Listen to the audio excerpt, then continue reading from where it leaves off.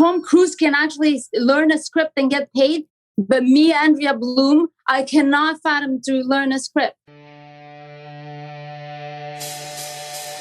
From ReminderMedia, this is Stay Paid, a sales and marketing podcast on a mission to help you close more deals and retain more business. Hosted by the VP of Marketing, Josh Stake, and ReminderMedia's president, Luke Akery. So get ready to hear the golden nuggets that will allow you to live a life of freedom tomorrow, but only if you take action today. Welcome to another episode of Stay Paid. I'm Joshua Stike, along here with Luke Akery. Today, we have our first...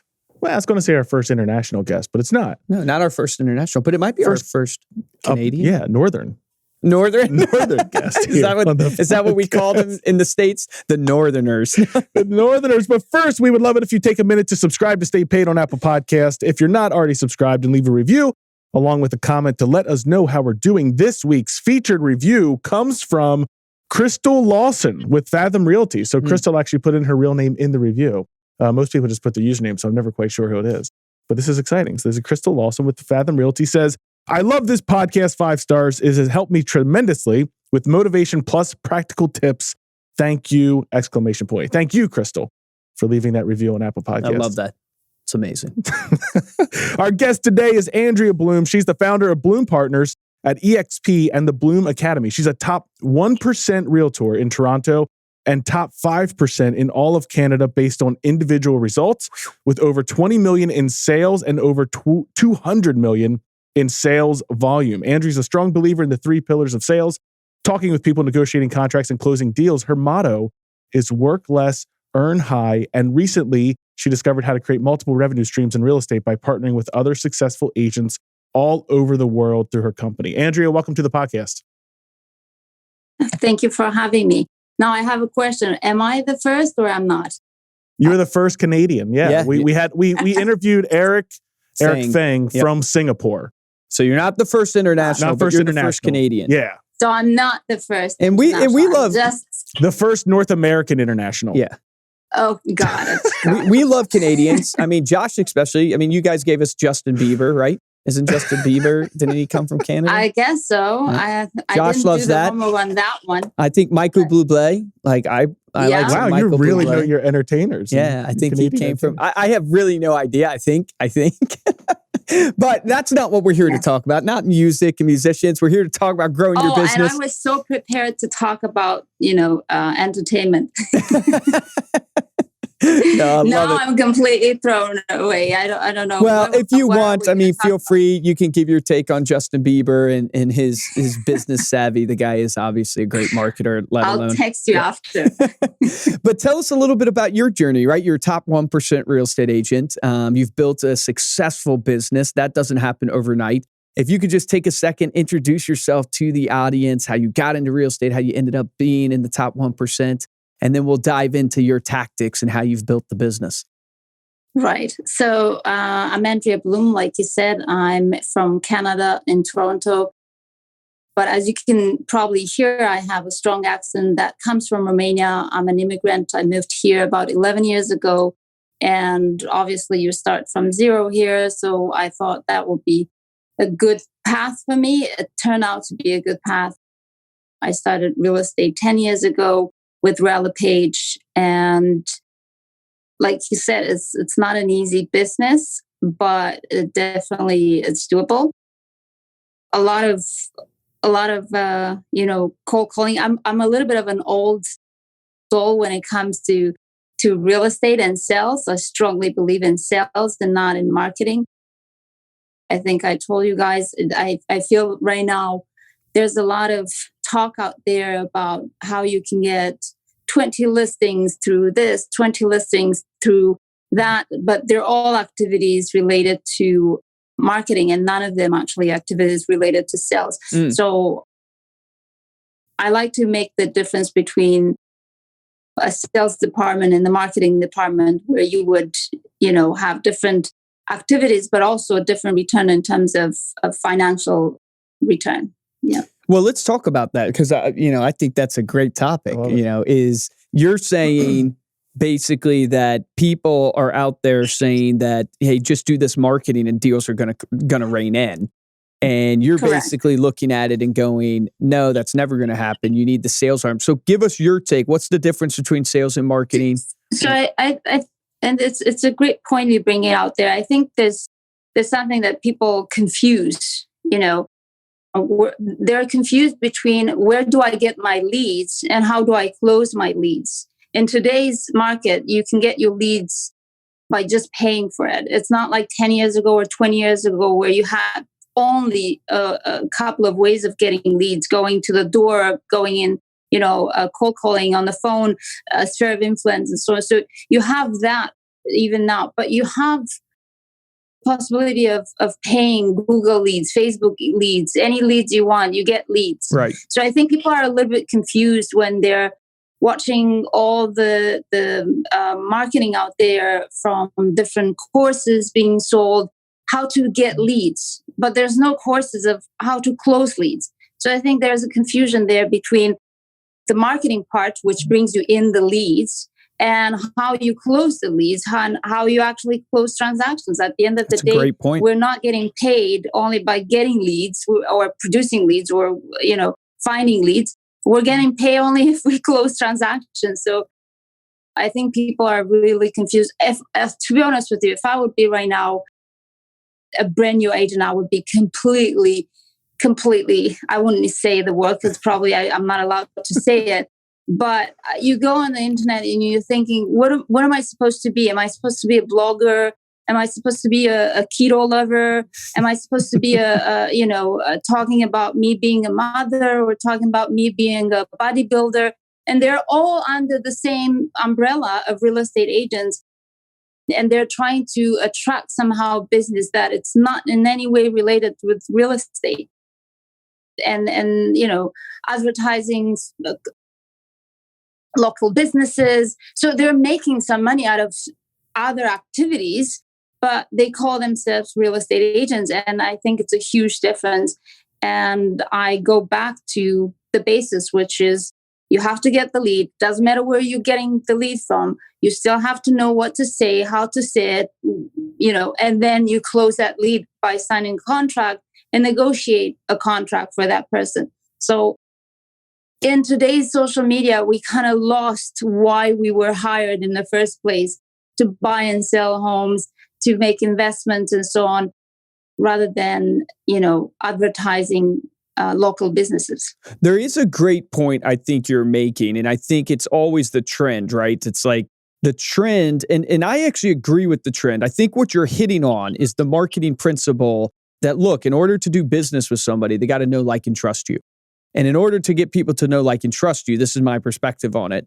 Well, you can't just hammer them with business transactional related information because they don't want that all the time, right? So you got to connect with them in a way that builds that trust, builds that relationship, which gets them ultimately then to pay attention to your expertise in real estate and hopefully then use you. So I think what's happened is every guru's out there, every coach is out there going, hey, lead with value, be authentic, document your day, all these things. And then the other half, which I think you're spot on, is totally being missed. Hey, at the end of the day, you're not just doing this for a reality TV show. You're not doing this for a charity. You're doing this to close deals. So it's like what we teach here at ReminderMedia is we teach this principle of fit, which is you got to be frequently in front of people. You got to create impact with them. But most importantly is the T, which is the trust. You got to get people to trust you as the business of trust. You got to be the expert in the industry so they choose to use you as a real estate agent. That comes from your expertise, from your sales process and what you give them from the actual transaction side. That's where a lot of that trust is built. So walk us through kind of because I'm hearing you kind of hate on the marketing. Hate's a strong word, but hate on the marketing side. But walk us through are you doing any marketing today for your business? So I'll be honest with you. I don't pay for leads. I never paid for leads in my life. I never paid for ads. I paid one time just to see if it works in order to be able to, properly talk about it. In 2019, for 1 month in August, I paid for leads. I think they were amazing. I think that's great. But the point is, and that's why I wanted to make a point on it, I paid for the second month where I gave away these leads to someone in the office. I closed 3 deals out of 50 online leads, with 60% of them, they were completely garbage. So nobody answered to that. And I gave the second month to someone in the office to do whatever they want with them. They couldn't close one deal. And it just shows you clearly that you can have the best account on Instagram about, documented, like you say, reality TV. If you're not doing your homework, if you don't know what to do, what to say, how to say it, you're not going to close the deals. It's not about where you're getting your leads from. It's what you're saying. Well, let's get into that. To your point. Oh, go ahead. To your point To your point in regards to building the trust, buyers and sellers and investors are way more interested that when they have a conversation with you, it sounds like you know what you're doing. It sounds like you know the market. It sounds like you know the stats rather than what you ate or what your dog did last night. I can tell you 100%. And I have that as the proof with high accounts that they're really, really, really certified accounts and so on, that they're doing 40 million in 10 years, and then do it the other way around, where you go and actually, you know what you're doing, you know what you're saying, and you don't advertise for one day anything, you don't pay for anything, and you sell 200 million on the same period of time. So it just shows that if you want to have how should I put it? If you want to have the fame, if you want to have the likes, which is, vanity in my opinion, then if that's make you happy, that's fine. To me, it makes me more happy to have a big, bank account and nobody to know about me. I love that. It makes me happy to have a bigger bank account. I love that. Here's the one point I would say from my perspective. Sure. I want to get your thoughts on this, because I agree with you in one silo, but I disagree with you on another silo. But here's why. I agree that the investor, the buyer, the seller in the funnel of the sales process, when they're in the actual interest phase, they don't need to know what you ate for breakfast. They don't need to know that you have 2 dogs, because that information is not relevant to them, right? Yeah. So they want the information that's relevant, that shows you're a professional. But here's where the disagree comes in, is that not everybody in your database is going to be at the interest phase.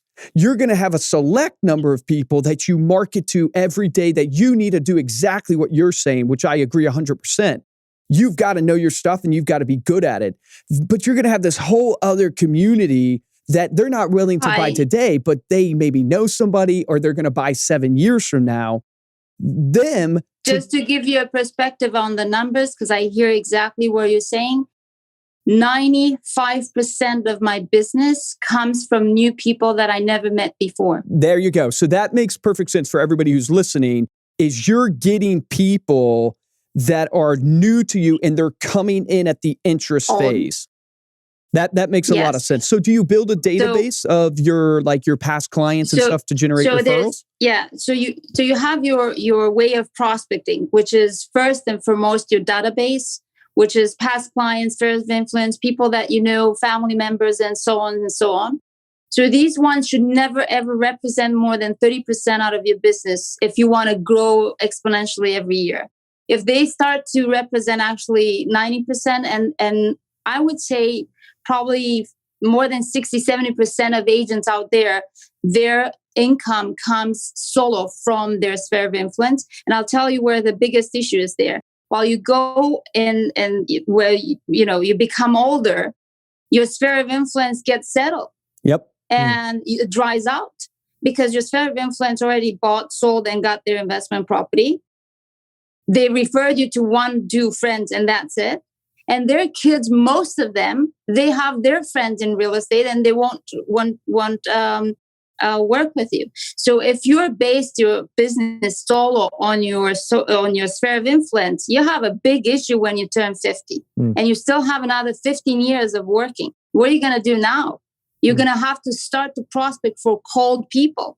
that you've never prospected before. And some people go and say, okay, I'm going to open at 50, I'm going to open a social media account. And just so you know, I'm a huge believer in social media. I find you guys, we talk, it's great. I think it's fantastic, especially for my next step that I'm going to discuss about it. The problem is that you have an enormous amount of people that they're not interested. They don't have the appeal to social media. And it's hard for them to even have the confidence to go out there and put themselves out. And they want their privacy. What are you going to tell to these people?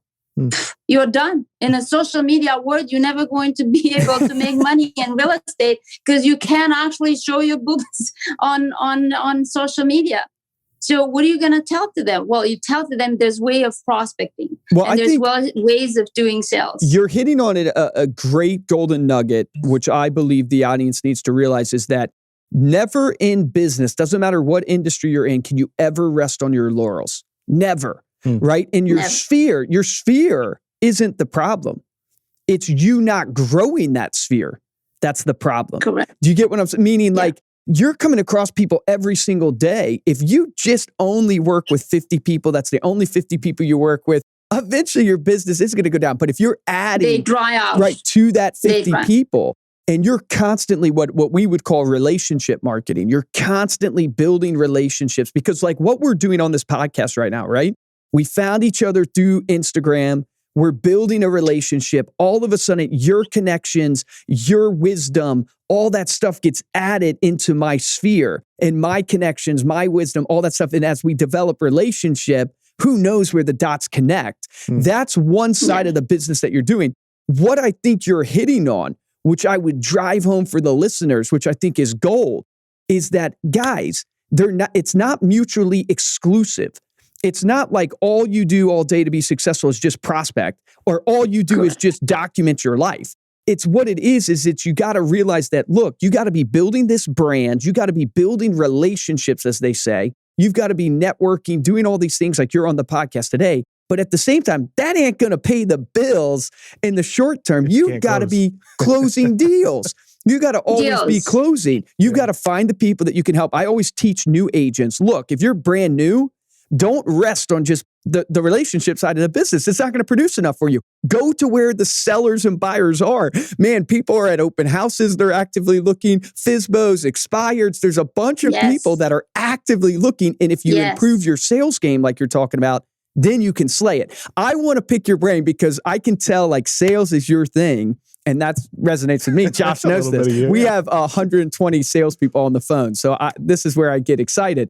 Walk us through your pillars of sales. Like, where do you think agents are falling down, not mastering their sales process to get a close? I'm a huge believer that once you know what to say, when to say it, how to say it, it's the key. Nothing else. Like, I believe in all of the, you have to be consistent. You have to deal with rejection. You have to learn this and that. Well, if you know what to say and how to say it, your confidence goes up. If you know how to handle the objections, you close the gap, narrow the gap between prospect and close transactions, close sign. I see a lot of people that they're focused on prospecting and producing leads. And the second they produce the leads, they can't close them. Like literally, they cannot close them. If you can have one lead, as long as you're able to sell that, to close that lead, you have a transaction, you have a paycheck. You can have 100 leads, you can't close them, you have no money, zero. So I would say number one is knowing what to say and how to say it. And a lot of people think about, and it's a word that should not come out of my mouth because it's going to struck someone by saying, learn your script.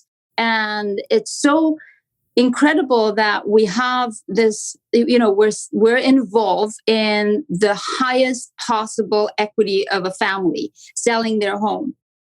And yet we cannot fathom to have a list of questions that will help them make a better decision, or for you to understand how you can help them better. Great point. So, but we have to be ourselves. Well, yourself doesn't work because you're going to appeal literally to 1% of the population, which is exactly like yourself as a character. but you're not going to appeal to 99% of them. So if you don't take the time to learn these scripts, which are dialogue, I actually ask every seller and buyer the same questions because they're the same questions, just so I can see how I can help them. Is that not considered a freaking script? Because it's like, why am I feeling so ashamed to say like Tom Cruise can actually learn a script and get paid, but me, Andrea Blum, I cannot fathom to learn a script. Learn your dumb scripts and objections. Point. What are you going to do? You're going to help people understand their needs,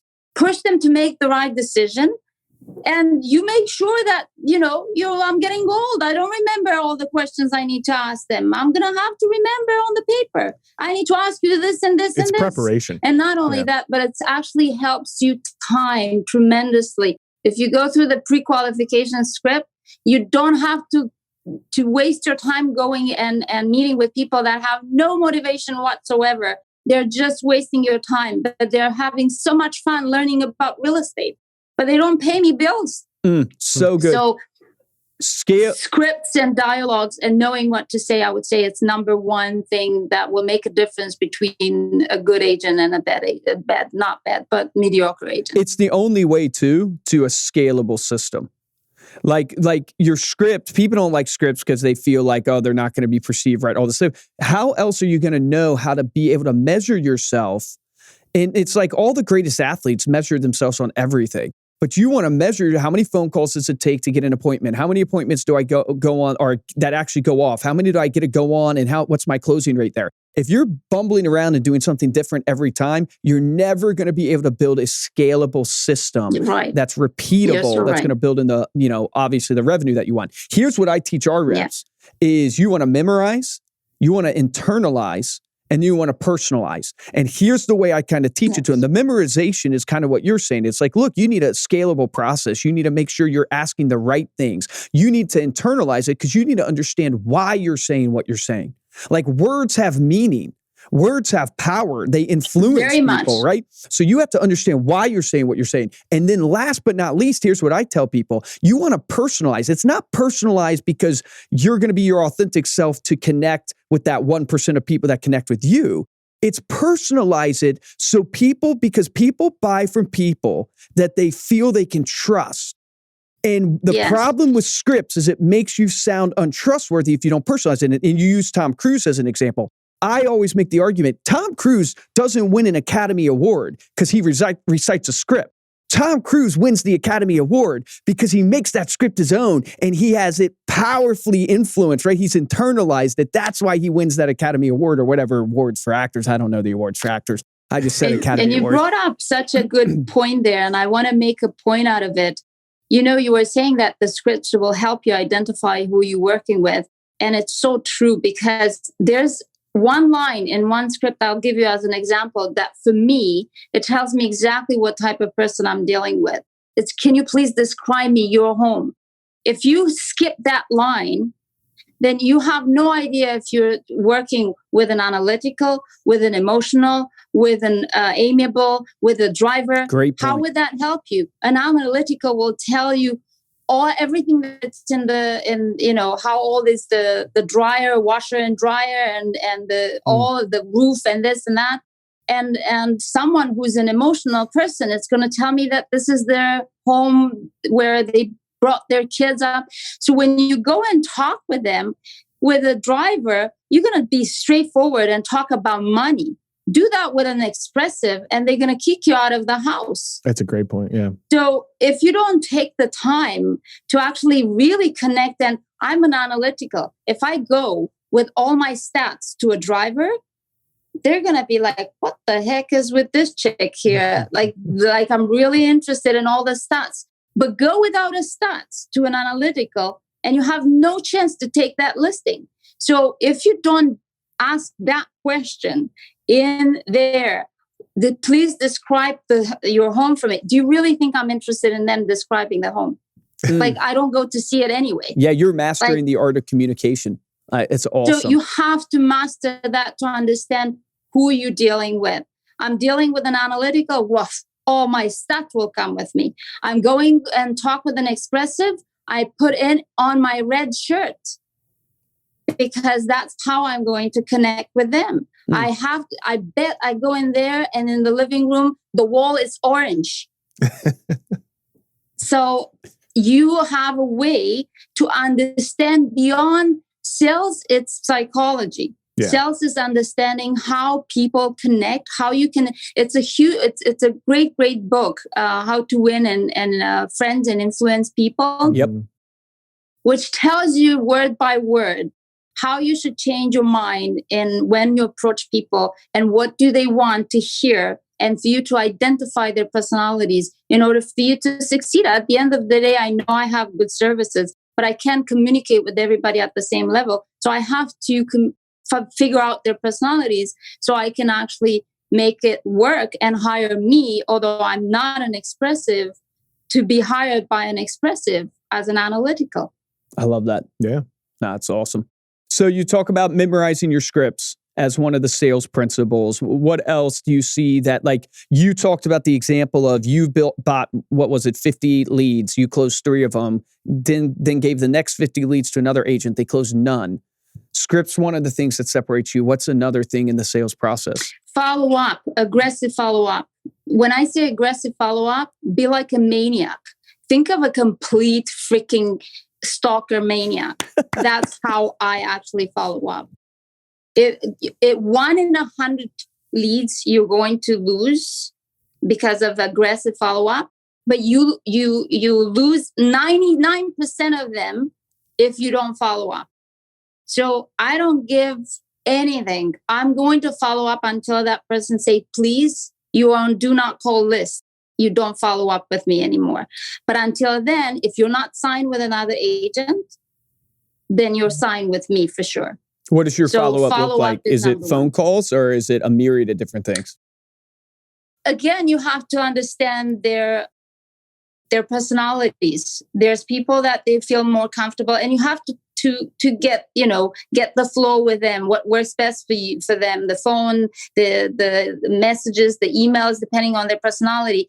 I prefer the phone. Anytime they invented this amazing thing called phone, you just hear someone else's voice and you actually be able to talk with them, and you're able to convince them for an appointment or to make decisions much better than any text message or email sent out there. So if I'm not in a position where I know the client is a doctor and she's doing brain surgery and I'm keep calling her, well, then make sure that it's the phone. How do you get the confidence to keep following up? Because I think that's where a lot of people struggle is they don't have that confidence. Why are you so confident? How do you get that confidence? What's the worst case scenario that can happen? I can't say the word but they're going to just say beep, beep. And then I said next. Yeah, I love that. What's the worst? That's a golden nugget. That's the mindset.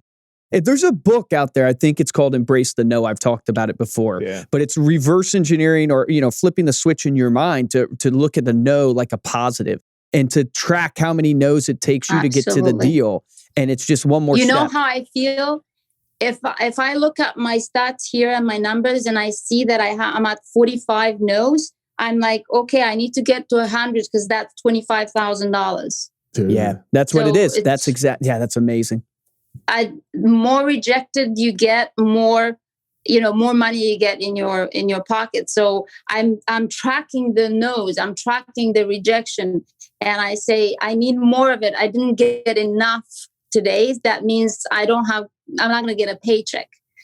Yeah. So what do you prospect every day? Like, what are the lead sources that you're going after to close?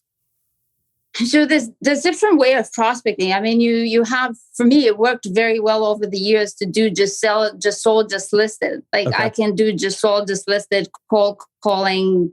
What does that mean? Are you like circle prospecting, or when you sell a home, you're calling all the neighbors? Correct. Okay. Yes. Yep. Yeah. You do that and you take 2 more listings just like that because people are like sheeps. My neighbor sold, then I'm going to sell as well. So that's been working for me great. I mean, I understand how people don't like that. They don't like the idea of getting on the call to call, and they like the online leads. I think they're great also. The problem with the online leads is that when you call, there's not much competition. Not a lot of people go and call or door knocking. By the way, the door knocking works. You go face to face with someone, you can close it much better. You have the body language that helps. You have so much more on your side as a salesperson to close face to face. But let's say you don't like that, you don't want to do cold calling, then pay for leads. Get your leads. It doesn't matter where you get them from. But if you don't know what to say, again, you stumble on the same thing. How did you come up with your scripts? Did you to get your scripts from coaches and stuff like that, or did you figure it out on your own? I studied psychology and scripts for 10 years. That's Really? all I do. I'm passionate about it. I love it. I love human behavior and how people react. I try different things specifically to see how they react and how it works with one personality and not. So it's just a matter of just getting yourself educated. All this information you Google everything. Could I put you on the spot? Would you share your script? Maybe not, you don't have to recite it here live, but would you share your script where we could put it as a download for your circle prospecting, for your just listed, just sold? It really depends, because the script sounds so boring. Like you were hearing me, for example, a script that's on paper. It says, hi, my name is blah, blah, blah. I just sold one of your neighbors. I was wondering, when do you plan on selling? So if I say it like that, it sounds like, what the heck? Would I really say that? But depending on who's answering the phone, if somebody's answering, hi, you're not going to say, hi, my name is Andrea. But somebody is answering the phone and says, hi, hello. It says, hi, my name is Andrea Blum. I'm a real estate agent. So you mimic their intonation. So it really, when you have a script, you have to understand what's behind it. Otherwise, they're just words that mean nothing. So when somebody's asking me something, it sold that. Yes, it did. Where do you plan on selling yourself? And then you make all sorts of pauses that they're needed. You'll see that they don't show up in the script, but in the intonation, you have pauses, which makes it feel like, I was just thinking about it, something to ask you. And in fact, I know that script that I said in it probably 1,000,000 times, but it sounds like that because I adapted my intonation. I adapted the way I talk, depending on who I'm talking. So if you would see a script, you can take any script of Mike Ferry, which you're familiar with, take that one. But if you don't know how to pronounce it, how to work it, depending on the person in front of you, it's going to sound like a canned presentation, which people are afraid of. So no, it's well I totally said. Understand. Yeah, well said. Like Tony Robbins, I listened to a bunch of his trainings on the idea of mirroring, right? Matching and mirroring and this concept. What I have found, I'm curious to get your thoughts on this. It's like over my years of doing sales, it's really critical to mirror somebody in the beginning of the sales presentation. 3 seconds, not more than 3. Bingo. But then what you want to do, mimic more than 3, they're going to feel like, what the heck is wrong with it? Because they feel strong. Perfect. So that's exactly like what I have found over the years is, and I forget the technical term for it, if it's leading or whatever it is, but you actually want to bring it up. You want to lead them back up to the energy level that you want them to be at. Because that's what's going to get them to take action. And obviously you want them to trust you and buy from you and believe in you. So it's like, you want to match and you want to mirror, but you also want to quickly then shift to start leading to the next emotional state to get them to move. Yes. Now, I love that. Yeah. It's awesome. Excuse me. Sorry. You're asking all the questions. I'm loving this. This is awesome. It's like I have a meeting with him. Okay, get on the side. Next. Sorry, Josh. I'm so curious. This is like in your wheelhouse, dude. You're loving every minute of this. So. This is what I live and breathe every day. It's very interesting. Like what I want to make sure is clear, because I 100% agree with your philosophy on there's too many people right now that are hoping deals walk in the door to them because they posted an ad on Facebook or they took, some mailer out, right, to a neighborhood, instead of realizing, what the top producers know? They know that they have to close that deal. Their whole gold is in conversion. It's not in the producing of the lead. But I think that's the biggest issue right now. Everybody and all the sponsor ads you see, I'm going to teach you how to get leads. But that's not the point.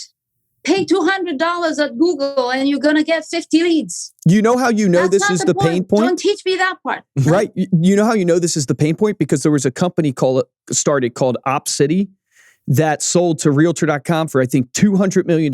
And their whole business was, we'll call the leads for you.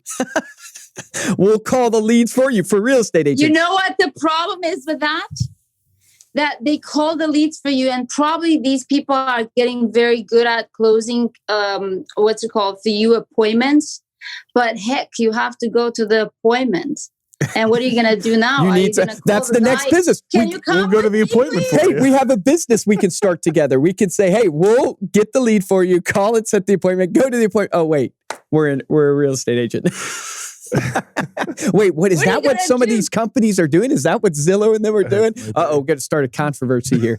No, this is fantastic. I think this whole point of you can get leads, but if you don't follow up relentlessly, if you're not a maniac and you don't know what to say and how to say it, then all you're doing is wasting your money. Now, here's what I will encourage people with. You know how you get great? It's called frequency, meaning the more frequent you do something, the better and better you'll get at it. It's muscle memory. Right? So you have to just start. Doesn't mean that you shouldn't go study. It doesn't mean you should just keep running into a wall with no knowledge. But the reality is the best way to learn is through frequency. You're frequent before you're great, as a Grant Cardone would say. So you got to get out there and you got to pound the pavement. You got to pick up the phone. You got to call the just listed, just solds, and start practicing and getting people to engage with you and hone in on that script till it becomes natural. Yep.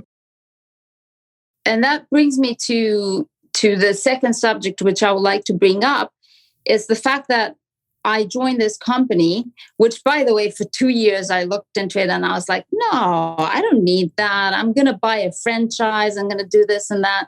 So finally, I was able to look into it and I got really excited. And now a month later, I'm starting to see, I'm shocked. And I thought I was smart. And I'm like, yeah, no, I was actually sleeping. So now I'm actually waking up. There's a way of passive income, but to kind of give you a nutshell of what this is, it's EXP. You probably guys heard about it. And it's kind of starting to take over the world because of the business model. And I'm trying to attract people and say, hey, listen, if you want to join, let me tell you what it's all about. Because there is a huge potential besides what we've known so far to have the paycheck from the deals. Besides, you have good paychecks. What a real estate agent is going to do is going to buy some investment properties. So you have some paychecks from rent, but where are you going from there? So EXP comes in and says, well, if you are here, then we're going to give you stocks in the company for being with us or for selling with us, for bringing someone on board, for them selling, they'll give you stocks. And by the way, they just split yesterday, one for two, which is just like a milestone for a company like this and recognized as the future of real estate. But on top of that, does EXP still take a split of your commission? It does take with a cap. So it does take the 20/80 capping at 16,000 in my area, because my average price sale is 1.4, 1.5. I cap in 4 transactions. But if I sell 24 transactions, I'm getting all my 16,000 back. So it's like I didn't pay the company anything to be in there. I'm just taking advantage of everything. So I have their model. I have a question. Now, this is more technical, probably real estate, but I think it applies to brands as a whole. So it will apply to the audience that's not even in real estate. Is this concept of do you think the brand of the big brokerages matters anymore? The big brand, I'm just curious your thoughts on the Keller Williams, Century 21, Berkshire Hathaway. So even the EXP, it's not about the brand. It's really about the downline, multi-level setup. I don't go, if I go in the presentation, first of all, they went through a minimum of 4 times of pre-qualification. And I sent them the listing package in the meantime. Nobody ever, if somebody's asking me, what's the commission? What brokerage are you with? How long you've been in real estate business? That means my pre-qualification was really And that means that my presentation is really bad. So your presentation has to be, and pre-qualification, which is number one. You do the work in the pre-qualification. The presentation is just to sign the paper and see you face to face and see the house. But if you did a good pre-qualification, nobody ever. I had people that actually closed transactions with me and they said, Remax? I said, no. Oh, not that it matters. But they remember only because Remax is the only one that, makes balloons and stuff like that. What I realized, I would say that probably 10 years ago, more people were asking that, but only after the transaction is closed, because they had to go and pick up their deposit, the balance deposits, and I had to give them the place where they should go, and they see there it's a Realty page and not a Remax. But other than that, they would have never known. But what I notice right now is that we're talking about new generation of buyers and sellers. We're talking about new generation of agents, and new generation of people. They don't care about what was that once upon a time a Remax. What was that once upon a time a Realty page or Century 21? They care about, who can do the job for me? Yeah. It who speaks has to the most relationship. Technology? Yeah. And who has the most technology? Like EXP right now, they're coming with fantastic technology where new agents won't even blink by going to other brokerages just because they have everything at the click of a button, because that's all they know since they were born. They're clicking buttons on the phones. Well, you know what it speaks to is, and Josh and I have talked about this a lot, it's like, why is Amazon just so unbelievable? And they're so unbelievable because the client experience with Amazon is unreal. Like, you can find anything you want. You can get it delivered to you within a couple days, if not a day. It's cost effective, good pricing on pretty much every category.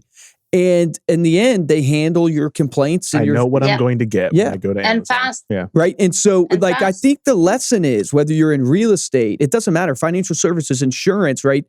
It's really about the client experience and what brand, what business, what leverage points are you going to have to enhance that client experience, because the customer's always right. And if you think of Sam Walton, right, with Walmart, and you read his story and you realize that that's what he was about. Yeah. And he factored it into the lowest prices, right? Because that's what it was all about at the time. And that, look what it took Walmart to. But that's what he was about. It was like the client experience.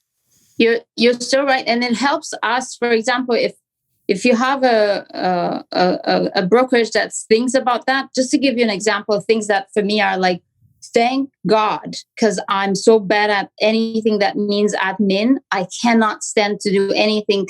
There's money-making activities and activities that have nothing to do with money-making activities. So I don't like to do any activity that is not money-making. Golden nugget. Admin, it's not one of them. You can pay someone $13 an hour for the admin part.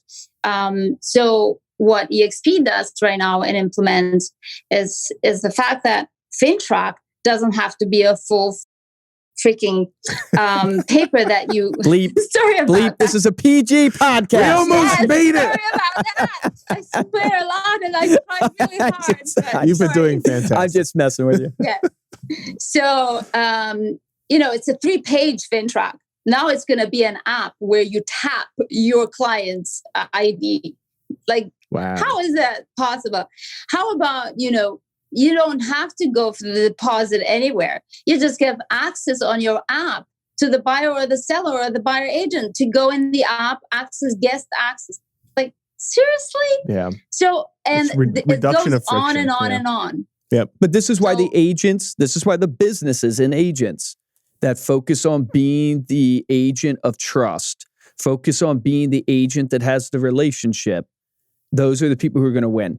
Because I can go to a lot of financial advisors right now to invest my money, but it's still, I want to go to the guy that I know him, he knows me personally. That's the person I want to use because I know he's going to have the best technologies, and technologies are going to drive to commodities and all those things. But the the fact that I have the best technology, it allows me to actually have the conversation with my clients, and do the psychotherapy instead of, wait a second, I can't take your call, to put you at ease about your concerns because I need to do some admin, which is mandatory for you to close. So how about I don't need to do that, and I have all the time in the world either to get myself involved in and informed about the market, so I can inform you better and advise you better.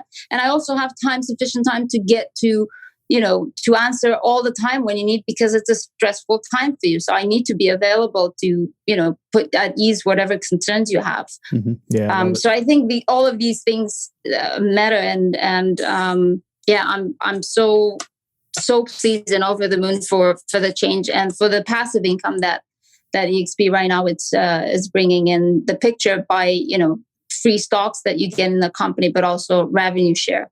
So, they're also known, not to make fun of EXP, but I think EXP is they're known for their recruiters. Every agent's recruiting every other agent. Right. And I'll be but if you're passionate about something, you got to take that evangelistic message to the world. That's what I believe. Somebody was telling me, they said, we're not recruiting. And I said, why would I in the world, insult someone's intelligence if I'm with EXP? And first of all, if I want to partner with you, because I had people that I said to them, no, I think we're not a good fit. Right. Why in the world I will insult their intelligence and say, no, I don't want to. I want to take you for a coffee and talk about the weather in Vancouver. No, I'm talking to you because I know your performance, because I know you're a business person, because it sounds like you can bring value to the table. And guess what? I can bring value to you. How about we have this conversation? It's not painful, doesn't hurt. This is such a great sales principle. You make your own decision. You want it, you don't want it, it's not for you, that's fine. You don't see value in it, don't do it. I can't force anyone in doing anything. I can't make my daughter pick up after herself. Do you think I can make an agent do something? No way.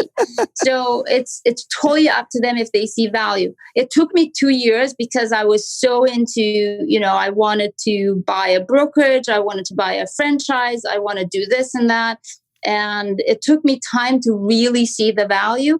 But after 1 month and recruiting or attracting already 10 agents. Wow. I can tell you that not only the financial part, which is absolutely mind-blowing, but the part that it really, really gives a lot of satisfaction, we created a space where we do talk about the fact that we should be proud of being agents, salespeople. I know people that they're not proud of saying, I'm a salesperson. Yeah. I say, I'm a salesperson and I'm hired to be a salesperson. And I'm not hired to be a hairdresser. I'm hired to be a salesperson. Why in the world me, that I'm supposed to do the sale, not be proud of that? So the fact that we created this community where 10 of us right now, and hopefully by the end of the year, there are going to be 100 of them in my downline, where we make people feel comfortable, confident, and we make them go out there and do the business right with integrity towards themselves for the business, but towards their clients, serve them properly, do the homework, go and do the previewing, learn how to price property. We encourage all these things. Why in the world someone who wants to be productive would not want to be part of a community like that, where you're going to get the support because we have the direct interest that you're succeeding. Yeah, listen to the passion and the directness. Like, I want the audience to listen to the passion, the directness. I can tell you believe in this. Like, you want this. You want the world to know about this because you believe it. You believe it's going to help the people that come on board with EXP. That's the key. You stated a great sales principle there, which is state your intention. People have got to cut off the fluff. They got to cut out the BS. You're not going to dance around the point to someone actually doing a deal with you. You've got to state to them your intentions because you got to know what you bring to the table is value. And if they don't see value in it, don't waste their time with fluff. Let them move on and get about their life. Don't take them for a cup of coffee for that. Yeah, for that standpoint. I love that. Awesome. Oh, man. Yeah. Andrea, let people know how they can connect with you, how they can find you before we close out here. Well, the best way it's on Instagram at the Bloom Real Estate. That's where most people connect with me. I have a Facebook page. It's the same. My email, it's Andrea at thebloomrealestate.com. That's the email. But Instagram will be the easiest way. And that's where I actually put a lot of free content in regards to real estate. And people are asking me why you give that. And I said, because most people know what they need to do. The fact that they're hearing it from me, it doesn't mean that they're going to do it. You do a lot of great like IGTV videos. You walk people through, like you're incredibly intentional. Like I was watching one recently with your calendar, and you're insanely intentional with how to control and how to set your calendar. And you have a lot of free videos up there. So I think everyone should check that out. Yeah, thank you. It's at the Bloom Real Estate. Bloom is spelled BLUM. So at the Bloom Real Estate, you can connect with Andrea. Thanks again so much for being here. It was great. Thank you for having me. Yeah, thank you everybody for listening. To dive deeper into this episode, get all of those links and resources that we mentioned. You can go to staypaidpodcast.com. While there, you can also find the video for this episode. You can check out my yellow kicks. Yeah, his birthday shoes. Yeah, my birthday shoes. As Ariel says. Oh, happy birthday. You didn't say that. Okay, so there's a funny story there. It's not actually my birthday. I wore these one time on my birthday. Our producer, Ariel, said, man, I really like those shoes. I said, yeah, they're my birthday shoes. And then like 2 months later, I wore them again. And she goes, oh, happy birthday. I was like, Ariel, we just talked about this 2 months ago. Oh my God. That's so fun. Well, in any case, every time I'm going to see you with these yellow shoes, I'm going to wear these yellow shoes every time we talk. That can be your staple, man. Yeah? Yeah, yellow shoes. Think so? You're not wearing your Converse today. No, I'm not. Yeah, I'm not. Trying to switch it up a little bit. But if you are looking for ways to support the show, head on over to Apple Podcasts, drop us a 5-star review. And the most important way is to tell a friend about the podcast. For this episode, I'm Joshua Stike. Guys, and I'm Luke Acree. Great episode to remind you that, look, you got to be a lead generator. But if you don't convert, it's just wasting your money. You got to be a professional salesperson. That professional means something. And to be a professional, you got to put in the effort. Here's my action item for you for this podcast. Be intentional about practicing your script. Memorize, internalize, personalize. Think about it this way. If you practice 30 minutes a day, and I guarantee you everybody listening to this is probably not practicing 30 minutes a day every day, 365 days a year.